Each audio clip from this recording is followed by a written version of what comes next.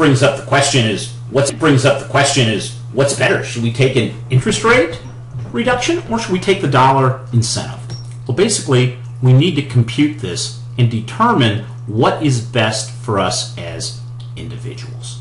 So what we're going to do now is let's run through the worksheet to a question that was asked is, should I take the rebate or lower interest rate? Again, I have a model here, and it's in the page called Computations in the Auto PFM Excel file. And once again, the light purple is input, and the peach or flesh color is computed. So what we have is we have two columns. One is regular financing, I take the rebate, or low rate financing, no rebate. So the first thing I do is I put the price of the car in before financing or rebate. So let's just put in $23,000. Okay, so I put $23,000 in, and as we saw for that Malibu, there was a $2,000 rebate. So if we're comparing, without the rebate, I'm going to finance 23% and 21,000 if I take the rebate. So I'm going to have different amounts that interest is computed on. So let's assume that it's going to be a 0.9, that they offered us 0.9% over 60 months would be $392.17 a month. And that would mean that the sum of all the payments would be $23,530. Now, since we're financing a lower amount, we're going to actually pay more than the discount rate. Let's assume that it's a 5% interest rate. At 5%, we can see that is actually a few dollars more. And over time, we'd pay about $200 more. So in this case, it's even. But if we could get a new car rate of, say, 3.5, we actually would find that we could be cheaper by taking that. So it's a matter of what the discount rate is and what rate you can get for interest. Now we're going to move on to financing a vehicle. That's purchasing, that's a credit. Credit is what we talked about in the second week. There are many ways of getting financing. The first is through the dealer, okay? And it's called dealer financing. And you go to the dealer and they submit your application. You fill out one application and they send it to numerous banks and financial institutions, okay? Just to see what they can get approved. They get a minimum interest rate, okay, that they have to charge you. So if you deal with ABC Bank, they may say, we'll give you that loan for 5. Okay, but the dealer doesn't tell you it's 5. They will tell you something else because they get an add-on. It's called dealer reserve. So what could happen is the dealer also makes a lot of money by charging interest to you. So the underlying financial institution may charge 5%. The dealer adds on 2 and you pay 7%. Okay, so you need to be very cautious about going through the dealer. Sometimes they have great deals. Okay, no doubt about it. But there's always a component of price that is there. So there's dealer financing. Most people do the dealer thing. But you can obtain financing from others, and that makes it what we call a cash deal. You're going to come in and pay cash. Now, that means you can go to banks, credit unions, and others and get a loan approved in advance. Okay? And that is going to give you a different rate or in term availability. So when you go in, you can focus purely on the purchase price, a cash or clean deal. You're not dealing with the financing where they may add extra on. It's going to make it more clear. And this is going to determine the payment. So we're going to take a look at, first we're going to look at what these rates are, and then we're going to take a little look at the worksheets to see how those payments are done. How do you find out what some rates are? Well, you can check with your local bank, newspaper, such. But the best place to go is bankrate.com. Bankrate.com. I'm here now. And you can actually see auto. So we click on auto. And it's reading. and it comes up and it finds an auto loan. So what we do, it's also going to let you do insurance quotes. But let's just say we're going to select a product. We're going to do a 48-month, let's take a 60-month new car loan, 5 years. So let's find out what they are. Okay, oh, they're going to say I got to put in a city, a state. Going to put our state in, New York. City, let's put Rochester in. And we'll do a 60-month car loan, so we're going to search. Let's see what the rates are in our area. Okay, we can see that right now M&T Bank would lend us at 4.04, Chase Bank at 3.14, or the Pentagon Federal Credit Union, you have to be a member, but let's just say we could get it at 3. So now if we can get an interest rate of 3%, let's put that in our little model, 0.14 over 60, we can actually see in this case we're better off taking the rebate, doing the financing ourselves, even though we're going to finance more, 21 versus 23, because of the interest rate, we're going to be better. But now let's go up here and look at some things that happen. Let's just start with a $20,000 purchase price of car. Let's start with 60 month, 3%. That's going to give us a monthly payment of $359, which is $21,562. We take that same car, $20,000, we do it over 72 months. We're going to pay a little bit more in interest, say 3.5, and we're going to have a monthly payment of $308, which is going to give us a $22,202.49 total cost. So it depends how we make decisions. Do we want the lowest total cost or do we want the lowest monthly payment? Because if we're going to be paying this an extra 12 months, we're going to be paying more, but our payment is less. And remember, our payment is what fits in the budget. So you have this model here, and this model here will enable you to put in different and compare different terms, different amounts, different interest rates, and then you'll be able to make a comparison between them. And this right here will enable you to take a look at whether you should get the... What is a lease?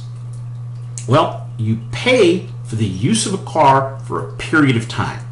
You have no ownership, but you're responsible for maintenance items. At the end of the lease term, you turn your car in. It's not yours. So you're literally using it, renting it for a period of time, and that's what you're buying with a lease. The use of a car for a period of time expressed in either months or miles. At the end, you turn it in. Let's make sure that we're on the same page, and I want to introduce some common lease language. The first is term. How many months will you lease? It could be 24, 36, 18. It varies. You just need to understand what it is. Mileage allowance. How much are you buying on miles? Advertisers, when you look at the advertising, it sets miles, but it's really up to you. If you're going to drive more, you need to buy more miles. You're going to see a lot of them are going to be at that 12 and 10,000, but if you need more, remember, you did this exercise earlier, how many miles do you think you're going to drive?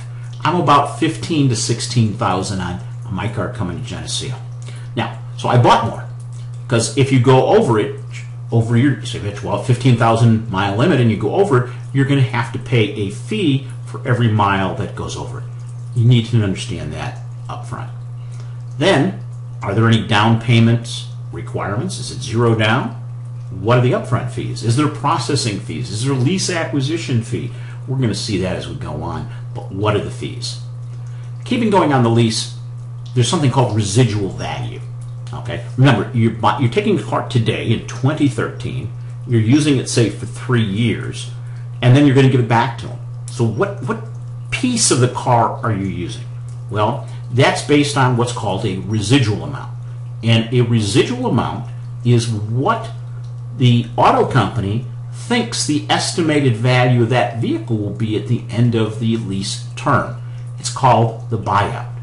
So when you think about that for just a second, we're only buying a certain piece of the car. So we need to know what that residual is. Then this is a lease, but yet there's an interest component, and it's expressed as a monthly amount in percentage. It's like an interest rate, but since it's not a loan, it's not interest, but it's called a lease factor, and it works just like interest. You have a monthly payment, and that's the amount that you pay each month. That includes sales tax. Okay. Then there are end of lease fees. These end of lease fees are oftentimes fairly large, but you need to look at them up front. Okay, this is all part of the analysis. So the question is, why should you lease?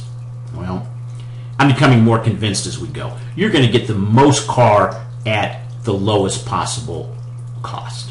So you're going to be able to fit it to your budget. You're always going to have a new car. You're not going to need to worry about things breaking down. The biggest disadvantage is you have nothing at the end of the term. Now, this isn't that big of a deal in my mind for a couple of reasons. I'm not buying the whole car. I'm only buying it for a period of time.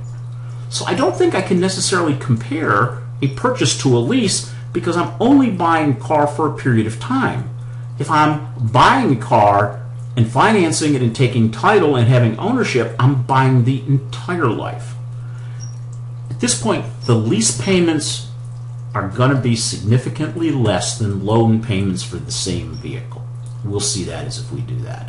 And if you intend to keep a car and run it into the ground, that might be disadvantageous to lease. Let's take a look at the worksheet.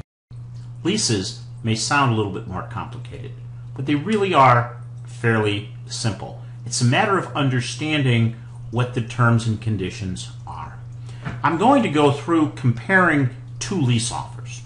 The first one, and it's a model, again, set up for your use, and it has inputs are the purple, and the flesh or peach colored is computed for you. So we have this car here, and if I looked in the paper this morning, what I saw was a 2013 Toyota Camry LE, MSRP $24,140, and zero down, $197 a month. The residual is $13,939. So now if I read the fine print up here, it says 36-month lease. Okay, got that. 12,000 miles a year is just what I need. 15 cents per mile overage. Out-of-pocket first payment down. $75 dealer dock fee. License and $650 acquisition fee. Security deposit waived. Tier 1 credit. That means you got to have a really high credit or it's going to be more expensive. And then a credit and then $350 disposition at the end of the term. Now, if you're a college graduate, active or reserve military, you may save $500 or more. Okay, so you must have graduated within the last 2 years or within the next 6 months to qualify for that rebate. Okay, so let's take this spring over. Take a look. We're at $197, 36 months, $75 dock fee. When you pay the first payment is only cash flow. It still counts as your first payment. License and $650 acquisition. So that's $75 plus $650 up front. And then at the end, it's $350. So now, let's take a look. Let's come back over here and say, okay, what do we know? Well, we know it's $197, so it's right here. 36 months. My total payments are going to be $7,092. There's no down payment, zero down. Upfront fees, if that's the $750 and the $650. The back end fee is $350. So I'm essentially going to be paying $8,167 for that. Now, that's going to give me an average monthly cost of about $226. And that really includes the fee. So as much as it's $197, when we start putting in the upfront fees, you can see that our average monthly cost, but there's our cost of that car. That's for using the car for 36 months. Now, how do we use that to compare? Well, this was actually pretty easy to understand. I found another one, and I'm looking at this and saying new 2013 Camry, same MSRP, zero down is 190. So that looks pretty close to the 197, 190. But here, if I put 2,000 cash or trade down, I'm going to only have to pay 135. So now I go here and I'm reading,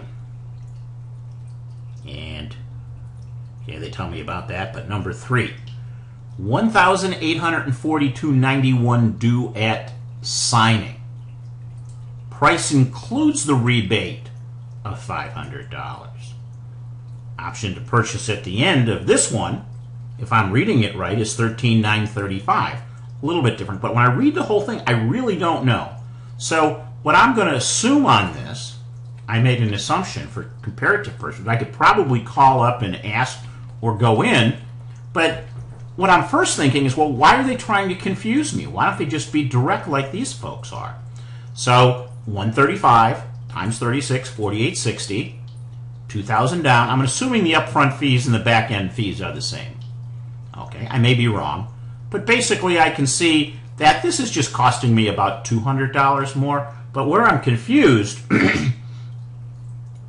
is this one says I'm going to need $1,842.91 due on signing. Okay, on this one, all I know I need to come up with is the $725. So somehow they want another $1,100. So let's put that in up front, because they're saying I need to come up with $1,842.91. So let's put that there. $1,842.91 fees. It's actually costing me almost $1,000 more to buy there. So this is giving me a comparison between two lease options. Now, if I go back up to, let's keep going. Okay, stop there. Okay, so that's what we're going to compare lease. This is comparing lease to lease. It's the same car, and this one appears to be a better deal. So we would go with that one. Now, remember, that's for 3. Let's keep going to see how much more we can figure out. Okay, and again, this is a model that I built, and for you to use, it's the light purple is the input again. Yellow is, or the flesh is calculated, and then the fees. That's input. The residual is input. Now, notice where I got that right here. Tells me the residual is $13,939. So I put that there. It's 170 months times 36. They don't tell me what this lease factor is, but I did look it up, and you don't have to worry about it for now, but I'm using 0.0029. Okay, that's some research that I did. So when I calculate it out, the interest, effective interest, I'm going to pay back $7,092. The interest is $367. Okay, which means that the cost of the car for that period of time is $67.25, which includes sales tax at 8%. But if I exclude the sales tax, it's $6,227. I'm not paying any fees in the down payment. There's no down payment. So the vehicle cost of what I'm renting before tax is $6,227. The residual is $13,900. So the purchase price is essentially, if I were to buy it, if I'm trying to compare apples to apples, would be $20,166. So if I now go up here and I put in $20,166 in both, 160 months 70, I'm going to see that my payments are going to be substantially more. 362 versus 197. and that's significant. So this becomes a model that we're really trying to compare different alternatives. But you can see that with leasing, we are going to pay significantly less over 3 years. So even if you look at it over a 3-year period, if you just made the $360 to make the $310 payment, $310 a month times 36, it's $11,160. So if you're looking at that, I'm going to actually pay over 3 years, I'm going to actually pay almost $3,000 more to own the car. So, but if we're looking at it on a cash flow basis, and that's what this is about, why would we pay $310 when we can have $226? So you need to read these carefully. Some of them are very easy and we can calculate out exactly what we're paying, and others like this one here might sound good, but when we start reading the fine print, it's not always as good. So that's leasing. All of these worksheets are here for you to use, and I encourage you that you're going to need them to do the next project that is coming up. So I suggest that you play with them, get familiar with what the input is and what's not. And if you have any questions, do let me know. Should I lease or should I buy? It's about you and your budget. It's tough to compare because lease you're buying it for a period of time. Buying, it's for the life. So I think you got to compare buy to buy options, and you're going to compare lease to lease because you're going to find there's different options out there. You have an idea of what you want now. You've gone through, you've studied them, you've identified 3, you're ready to go. What do? Well, you select a nearby dealer. Because remember, you're going to need to go over there for maintenance, so you want them reasonably close by. Check them out. Do they have a good reputation? You can check with the Better Business Bureau. You can check with the business associations in those areas. Do they have that? Find out, do they have internet sales? Best way to start is with internet sales. Okay? Then you go to the dealership. Okay? Tend to go at the end of the month when they might have sales quotas. Mid-afternoon when they're not ready to go home and could spend some time. You need to test drive all 3 vehicles. We're going to talk about test drives. And you don't buy, you just test. Then you go back and negotiate. Once you negotiate, you're going to sign the paperwork, and you come back and get the car. So that's, okay, where do you buy a car? Well, you can go to a branded dealer. They're major manufacturers, they're branded. You could go to a used car dealer, and they could be regional folks, they could be companies like Enterprise, which sells their cars, there could be local, and then there can be the buy here, pay here. And this is one that, depending on your credit, this is all about credit, which we talked about early on in the course, is that if your credit isn't real good, you might have to go to a buy here, pay here. Now they're going to charge you a high interest rate, high price on the car, but you are going to get your car. Okay? You can also buy your car from individuals. You can buy online or in person. You can use Auto Trailer. So there's a number of different places that you can buy a car. Now, okay, you're going to the dealer. You're there, and you meet the salesman. You need to be prepared, to be ready, to have done your homework. You need to realize they want to sell you a car and make as much money as they can. They are not your friends. They will try to become your friends, but they're not your friends. Don't respond to pressure. Okay? Practice saying no. Salesmen don't like the word no. Buying of cars has changed dramatically. We now have so much more information available that the real fun negotiating isn't as much as it was there. But there still are some techniques that can get you a very good deal. And they may not necessarily give you the best deal up front, but if you come prepared and you know what the car is worth, you'll be in much better shape. be prepared. Okay? They're not your friend. You will be asked 2 questions. The first question is, how much do you want to pay a month? You will be asked that. How much do you want to pay a month?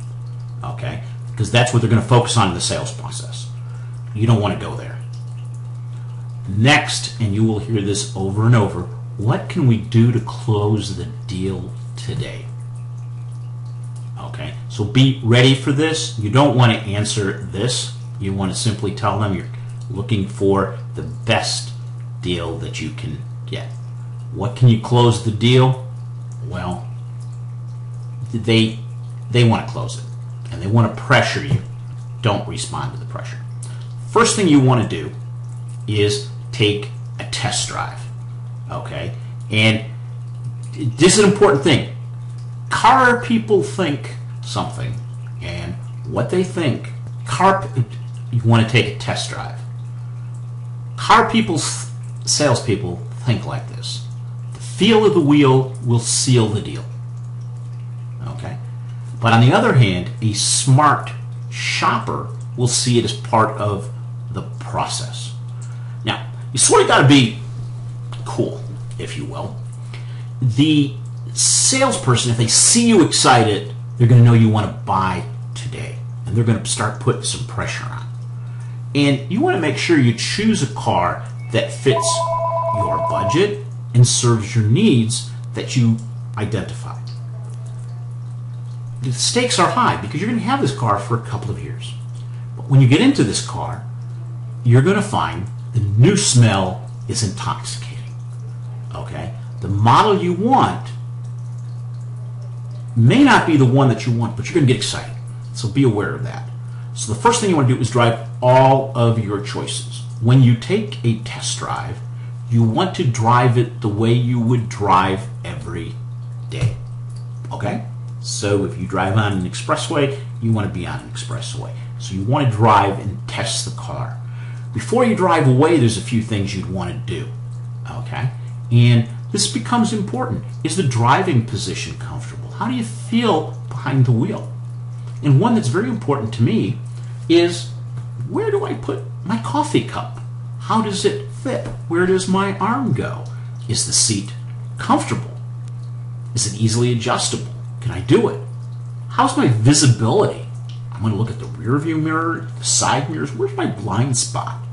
Okay. I'm going to look at how fast does air or heat take up? Does it come on very quickly? How are the controls?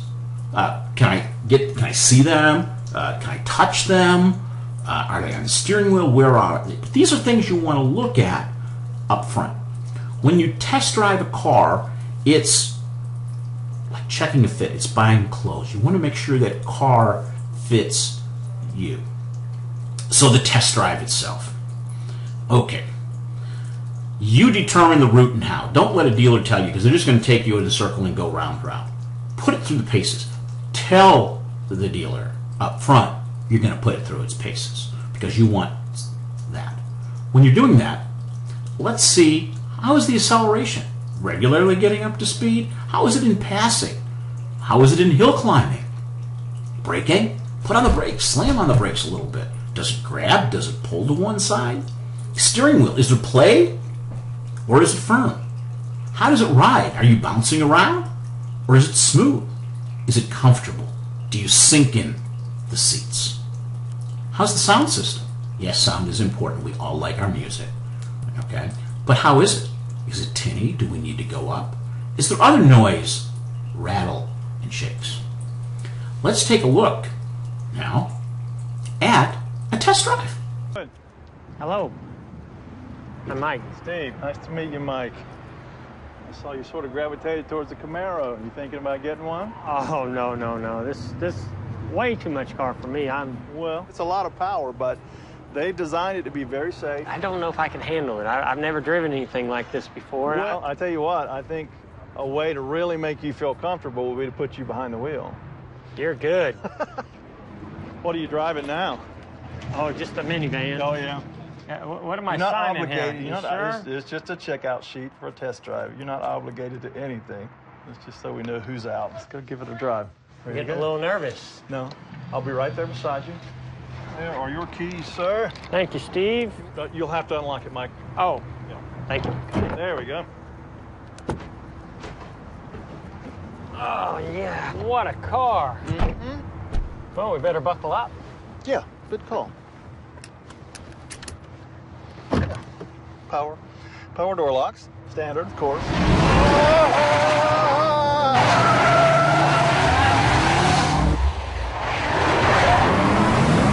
You are liable for any damages to the vehicle, so please stop the car, or at least slow down. Slow down. Slow down. You can't go through that gate, Mike. Stop! Stop! I'm gonna get you. Stop!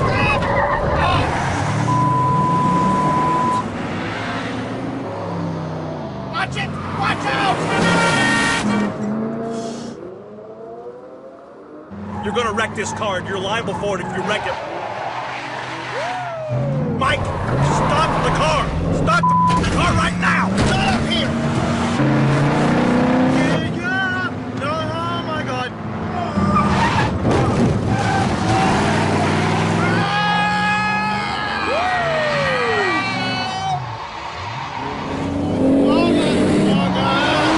Take us back. Just take us back. Oh, no. You all right over there, Steve? Oh, you're an idiot! I'm gonna kill you! Oh, stop! Oh, God Almighty!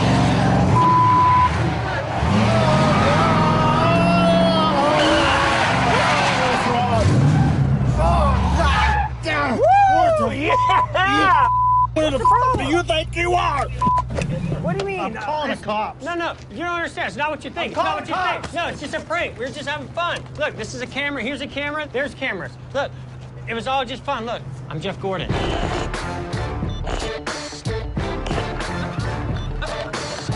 Sorry, man. Sorry. Want to do it again? Yeah. Test drive is over. Hopefully you don't drive like that. But you want to get out, walk around, check the cargo space. Is it going to be enough for your needs? No matter how much you like it, remain non-committal. Okay? If they sense interest, they're going to put on the hard sell. And that's not going to be good for you. You should test drive all three vehicles almost back to back so everything's fresh in your mind. Now, warning. After you're done with your test drive, do not go back into the dealership at this time. Take the business card and leave. Okay? Because as soon as you go back in, they're going to try to sell, they're going to keep you, they're going to keep doing different things, but you're not ready yet. You got to try all three. Then you can come back and enter into the negotiation phase. The negotiation phase. There's 4 stages of negotiation. The first is preparation. That's what you're doing right now. Then there's exchanging information. This is when you start talking to the dealer and you're identifying what you're looking for, what does he have, etc. That's a back and forth. Then you get into bargaining. Okay, you're going to back and forth, negotiate, get that price. Then we're going to have closing and commitment. This happens with any transaction, and it happens in cars. Let's take a moment now and listen to a couple strategies to help get you through this negotiation process. Negotiate with a car salesman. Hello, and welcome to Video Jug. More times than not, striking the deal is the most stressful part of the car buying experience. Car salesmen have a reputation for putting the screws to customers during negotiations. We'll give you advice so you'll know how to answer the dealer when he inevitably asks, "What's it gonna take to get you into this car today?" Step 1. The art of negotiation. When you walk onto the dealership showroom floor, you want to project confidence and serious respect for the process. The confidence will come from doing extensive research on the make and model of the vehicle you want to buy prior to going to the dealership. Step 2. Can't buy love. Never let the dealer know that you've invested yourself emotionally in the vehicle. You want the dealer to believe you can easily walk away from the car. Step 3. The bottom line. Do not, under any circumstances, tell the salesman that you're a payment buyer. Being a payment buyer means that you have a number in mind to meet your monthly budget limits and that you would like to deal from that number. Don't tell that number to anyone, especially the dealer. Let them know that you're interested in the total transaction price and that is your only consideration. Step 4. They go first. Although you have a total transaction price in mind, don't reveal that number to the dealer until they show their hand and make you an offer. Step 5. Bide your time. Even though by this point you'll be scratching at the walls to get out of the dealership, you must be patient and know that you hold all the power.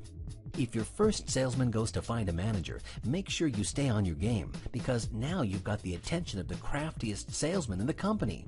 If the sales staff is wasting time and messing around with numbers or making you uncomfortable with delay tactics, walk away.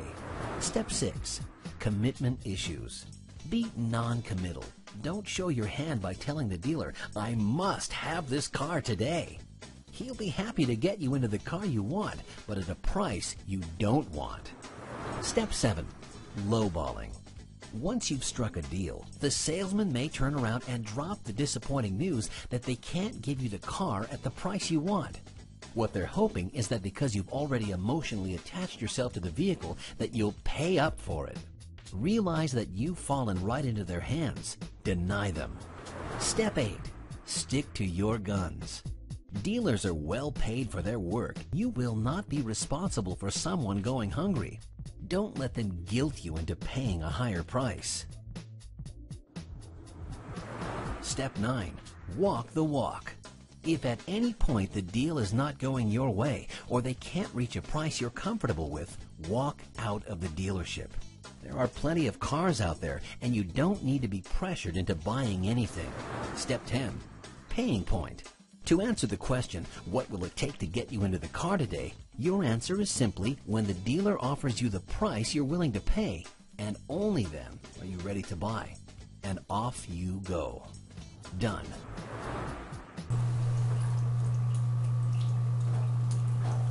Just when you think you're done. In many dealerships, in fact, I would even say in most dealerships, you negotiate a deal, buy or lease, and then you're turned over to what's called F&I, Finance and Insurance Office, to finalize the detail. Well, this is another opportunity for the dealer to make money.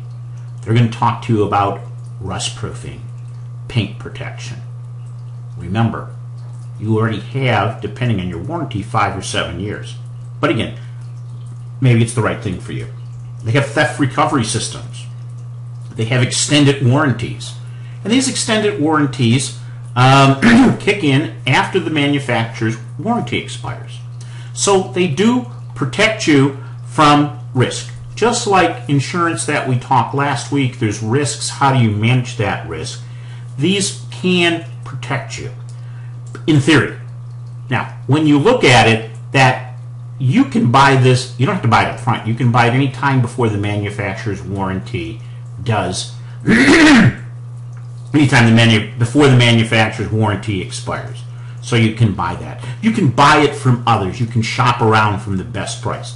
That F&I manager may not fully explain that to you. Okay? So that's an important thing to consider. But it's a function of how long do you expect to own the car. Okay? And it can be financed.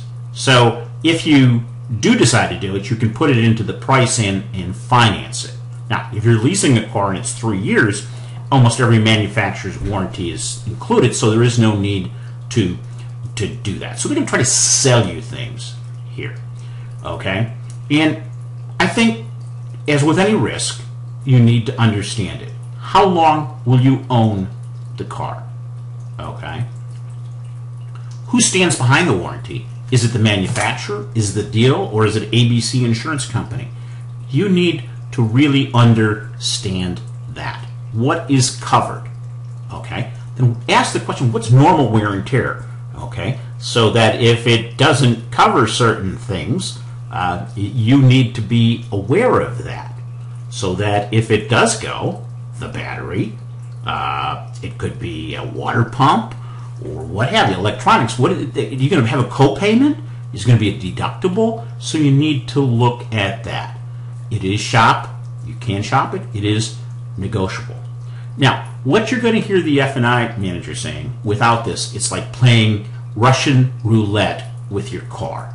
And your car is one of the biggest investments you will make. You already know from going through this video, it's not an investment, it's a cost. And you need to look at what the risk is. Again, cars have become much more reliable. In fact, J.D. Powers and Associates studied vehicle dependency ratios of averages and found that they are significantly higher than they were 10 years ago. Okay, and that's great, but not everybody's willing to take a chance.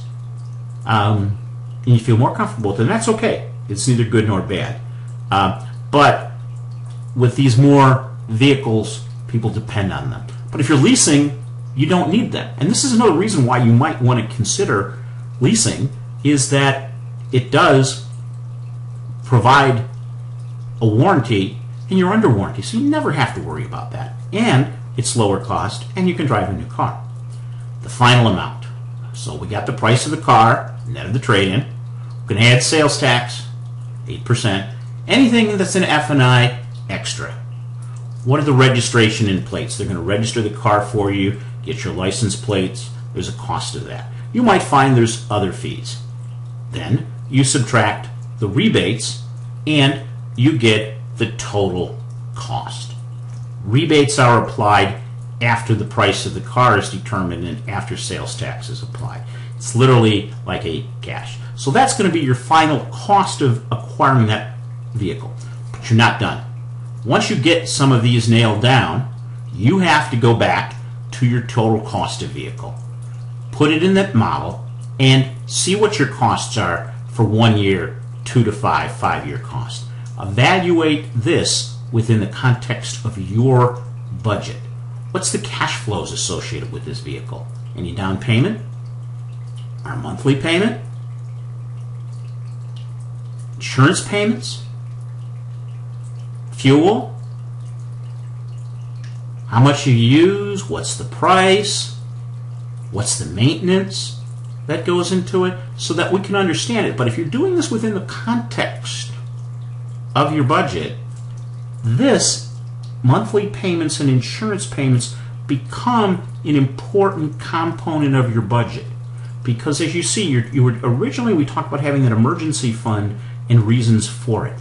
If you're putting all your money in the car, you don't have any flexibility in case something happens. So your emergency fund can help pay for your monthly payments and insurance payments if something happens, if you lose your job. You don't want to get behind. So that becomes part of the budget. And again, it's not an investment. You're going to have an opportunity to take a look at a car that you would like within the context of your budget, and that is the next project that you will be working on. And that information follows. If you have any questions, please let me know.